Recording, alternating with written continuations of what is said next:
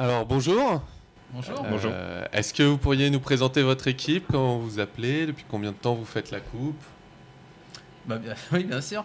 Donc, on est l'équipe Sus Invaders. On participe depuis maintenant 2010 en tant que Sus Invaders à la compétition. Avant, on était dans notre école d'ingénieurs qui s'appelait le SME Sudria.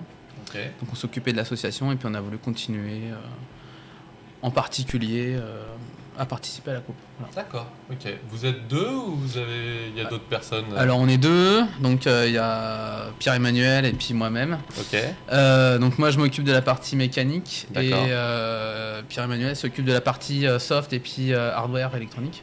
D'accord. Et par contre tout ce qui est autour de la stratégie et développement, c'est commun, quoi. Voilà, ok. c'est partagé.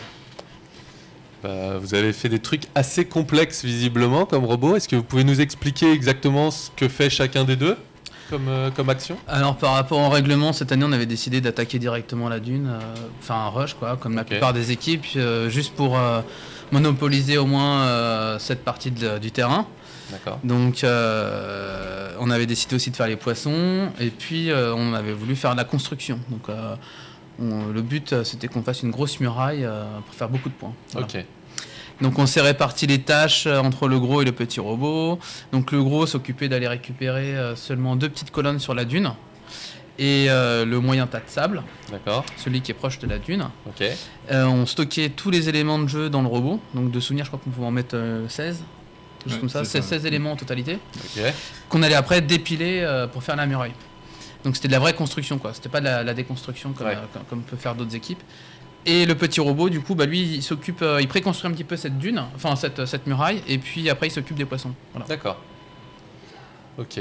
Et je vois que vous avez quand même des actionneurs qui sont assez complexes, surtout sur le gros robot, notamment les espèces de bras là qui. Alors tout à fait, hein, il y a 2 bras. Alors on va dire 4,5 axes à peu près, parce qu'il y a un ascenseur plus un SCARA, et au bout du SCARA, il y a un autre actionneur qui va essayer d'attraper le cône qui avait tendance à se balader.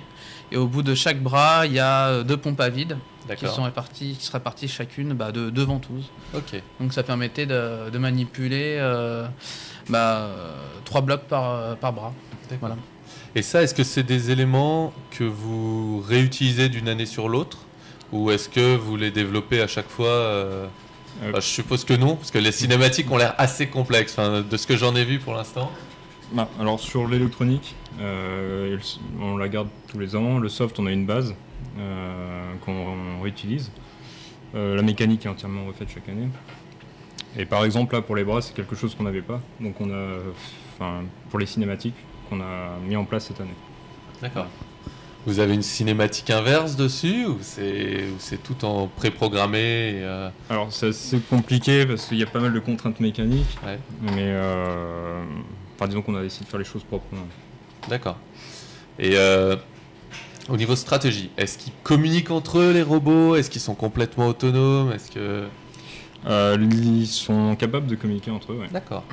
En fait, au niveau électronique, donc on utilise des Raspberry. Et donc on a une communication Wi-Fi entre les 2 Raspberry. Et donc comme ça, ils peuvent s'échanger des informations entre eux. D'accord. Alors une question que je pose à toutes les autres équipes. Est-ce que vous avez eu un gros plantage cette année, une grosse erreur?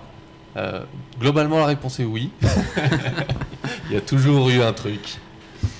Disons que vu que les éléments étaient un peu approximatifs, arrivé sur place, on a eu pas mal de déboires sur la manière de l'appréhension des objets, puisque de toute façon il fallait les aspirer, il y avait beaucoup d'aspérité dans les...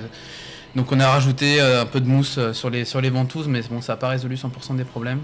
D'accord. Et c'est un peu dommage parce que du coup ça pénalise les équipes qui veulent faire un peu de la construction, quoi, plutôt que des robots mode tractopelle. Donc c'est pour ça qu'on était un peu désappointés quand on arrivait à la coupe cette année, quoi. Ok, ça marchait chez vous, mais... chez nous ça marchait très très bien. Bon après, voilà, c'est les aléas de la coupe. On a quand même fait un bon résultat, donc on est quand même content. Voilà. Vous êtes arrivé combien de temps? On est arrivé 5e. Ah oui, quand même. On était 3e aux phases de qualif, mais on aurait pu mieux faire s'il n'y avait pas eu ces problèmes d'aspérité sur les éléments de jeu, quoi. Pour avoir un meilleur tableau en phase finale, quoi. Ok. Et à l'inverse, est-ce qu'il y a un truc cette année dont vous êtes particulièrement fier sur votre robot? La nouvelle architecture électronique avec la mise en place de la Raspberry, ça permet de programmer les robots beaucoup plus facilement. Ouais. On peut faire des calculs un peu plus bourrins. Vous étiez sur quoi avant? Avant, on était sur on a des cartes polyvalentes, c'est des cartes qu'on a fait nous-mêmes. D'accord. Et donc l'objectif de ces cartes, c'était de les multiplier en n fois dans le robot pour rajouter le nombre d'actionneurs qu'on souhaitait. D'accord. Et donc avant, tout était programmé directement au niveau des microcontrôleurs. Et donc là, l'idée, c'était de gagner un peu en flexibilité pour programmer les robots, donc avec la Raspberry. D'accord. Félicitations. Merci. Et puis bonne chance pour la suite de la coupe. Merci, on va essayer. Merci beaucoup. Ouais, merci.